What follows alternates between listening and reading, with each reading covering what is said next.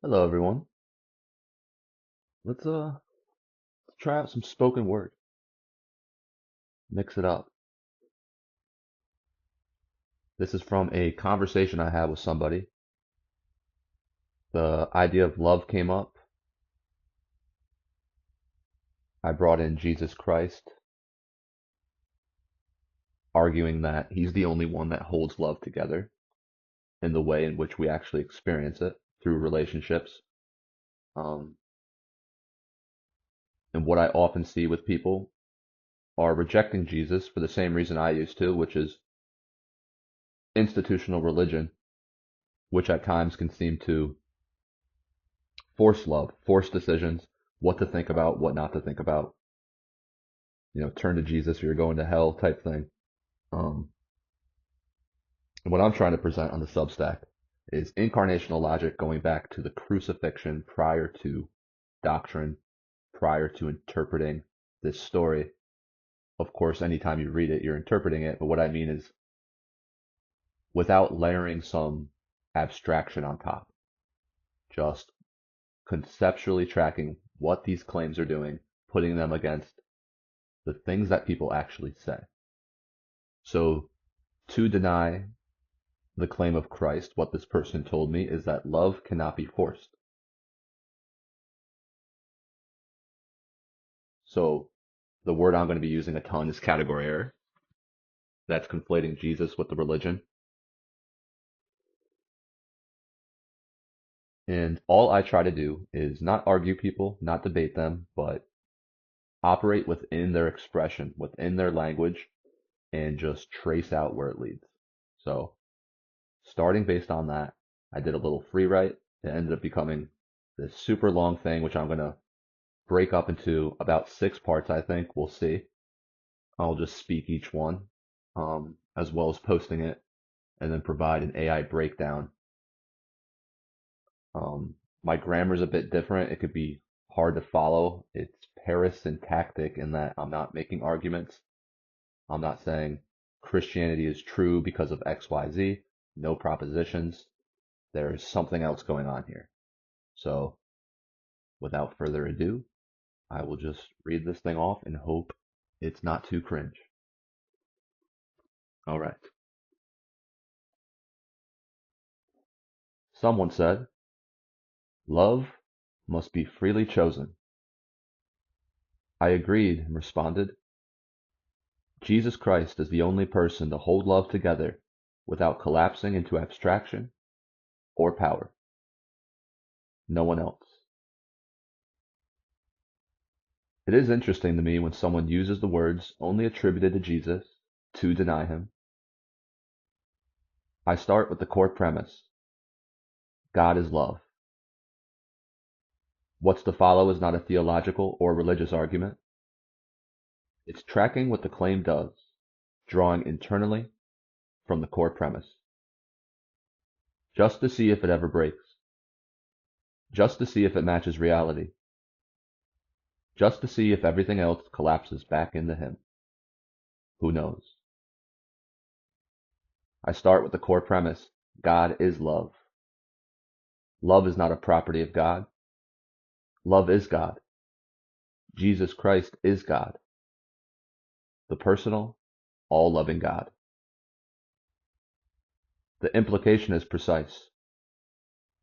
What this means is the architectural fabric of the world is relational and made of love. And I'm just tracking what the claim does. Internal consistency. But let's not forget why we're asking this. Someone said, love cannot be forced. I agree. If love was forced, then it would no longer be love. We accept the premise that God is love. We accept the premise that love must be freely permitted. We accept the premise that love can be rejected. According to the Gospels, this rejection would be to deny a relationship with Jesus Christ. We now combine these structural moves in the text, and now we see the only coherent explanation for why there's so much suffering, why religion gets corrupted, and why God doesn't present proof in the way people demand. These are not anomalies.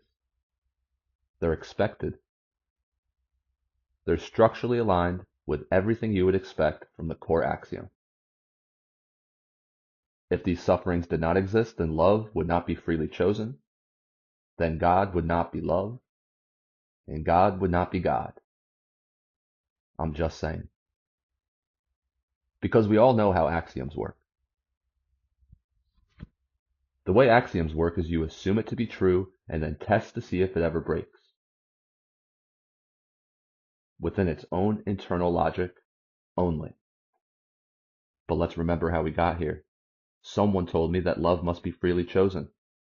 They were disputing the claim of Jesus Christ with those words. I'm just talking about what their expression was doing, the same way I'm tracking the core axiom. God is love. But remember how we got here. Outside the logic of the text, but it matches perfectly, and no other belief system does. The internal logic of the Bible never contradicts itself, while at the same time it explains all other aspects of this relational reality from local to scale. That's not what axioms do. That's what a relational tautology does. Someone said, love cannot be forced, and I agree. Love cannot be forced.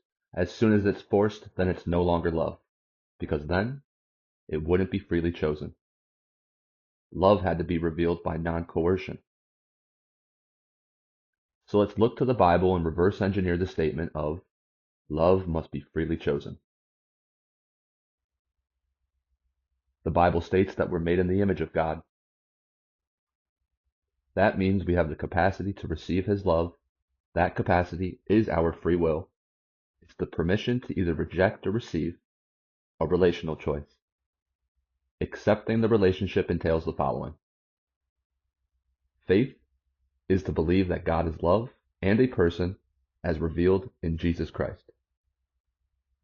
Faith is to choose to be a subject in relation to Jesus Christ. This choice requires turning over self-authorship, sense of control, and this idea that you are a God of your own reality. Take faith, a moment-to-moment relational choice, one in which you can't ever be certain of. Therefore, it carries an inherent risk each time you choose it. That's the relationship. To give yourself to Jesus, it's a hefty cost. You either accept or deny, but to deny the relationship is to choose fear over love. To deny the relationship is to choose self-authorship and control due to the ignorance of not yet seeing the revelation. The message is urgent because to decline the relationship is an immediate fracture from love itself.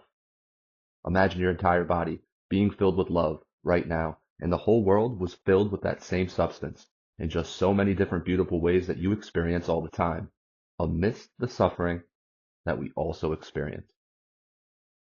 That's Him trying to flood you. That's why you feel it. That's why someone says, love cannot be forced. They can sense it. Everything is given, even if you do not see the hands.